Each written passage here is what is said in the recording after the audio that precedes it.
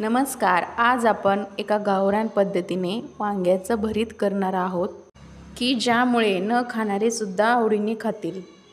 गावरान पद्धत वापरल्यामुळे या भरीताला वेगळीच अशी एक टेस्ट येते आणि त्याचबरोबर भरीताला छान असं स्मोकी फ्लेवर येतो. बघता क्षणीच खावीशी वाटणारी आणि चमचमीत सुगंधानेच तोंडाला चव येणारी हे वांग्याचं भरीत कसं बनवायचं आज आपण पाहूया. भरीत करायचं म्हटलं वांगे हे आलंच. मी येथे अर्धा किलोला कमी असणारे 4 वांगे घेतलेले आहे.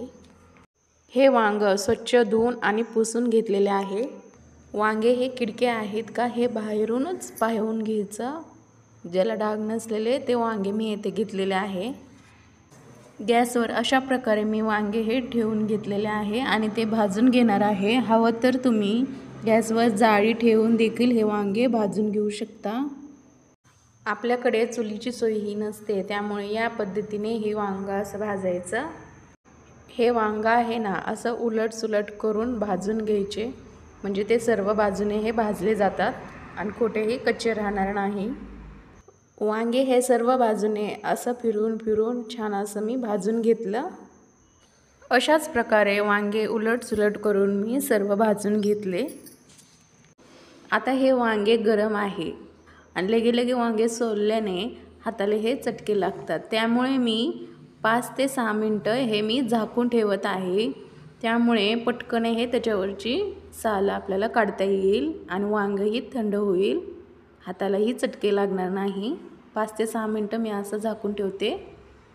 आता हे वांगे झाकून जवळपास 5 मिनटं झालेले आहेत. त्याच्यावरचं मी प्लेट काढते आणि तुम्ही पाहू शकता हे टरफळे आपल्याला सहज हे सोलता येईल असे ते गळून पडलेले आहेत. आता मी त्याच्यावरचे सालीही काढून घेते. वांगी गरम असताना वांगे हे झाकून ठेवलं तर वांगे हे मऊ होतात आणि त्याच्यावरची साल हे आपल्याला पटापटा काढता येते व हाताला चटकेही लागत नाही. सगळं मी जे वांग्यावरचं काळपट साळ होतं ना ते सर्व मी येथे काढून घेतलेले आहे. आता ते मी बारीक असे या प्रकारे करून घेते. हे सर्व पावभाजीच्या स्मॅशरनी मी असं कुस्करून घेतले. आता या शिजलेल्या वांग्यामध्ये टाकण्यासाठी आपण वाटण तयार करून घेऊ. मी 20 ते 25 लसणाच्या पाकळ्या येथे टाकलेल्या आहेत.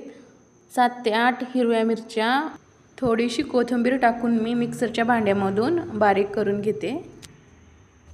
आपण मिक्सरच्या भांड्यामध्ये बनवलेलं वाटण आहे ते मी सर्व टाकून घेते आणि त्यामध्ये 1 चम्मच मीठ टाकून मी हे सर्वत्र मिक्स करून घेते. हे सर्वत्र मिक्स करून झालेले आहे.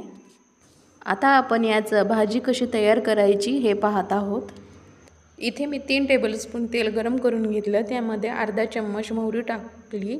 मोहरी ही तेलामध्ये छान अशी फुलली पाहिजे, व्यवस्थित तडतडली गेली पाहिजे. लगेच 1 चम्मच जिरे टाकले. जिरे हे तेलामध्ये छान असे फुलले तर एक मोठ्या आकाराचा कांदा बारीक कट करून येथे मी टाकून घेते व तेलामध्ये छान असे मी परतून घेते. यामध्ये 1 चम्मच मीठ, अर्धा चम्मच हळद घालून घ्यायचा आणि कांदा हा मऊसूत होईपर्यंत आपल्याला हे परतून घ्यायचा आहे. कांदा हा मंद आचेवर छान असा भाजून घेतला तर त्यामध्ये आपण जे वांग्याचं भरीत आणि त्यात टाकलेले जे मसाले होते ते आता आपण परतून घ्यायचं आहे. ही फोडणी आहे ना वांग्याच्या भरीतमध्ये अशी छान असं मुरली पाहिजे. आता 4 ते 5 मिनटं झालेले आहे. मी परतून घेऊन आता आपलं हे वांग्याचं भरीत बनवून तयार झालेले आहे.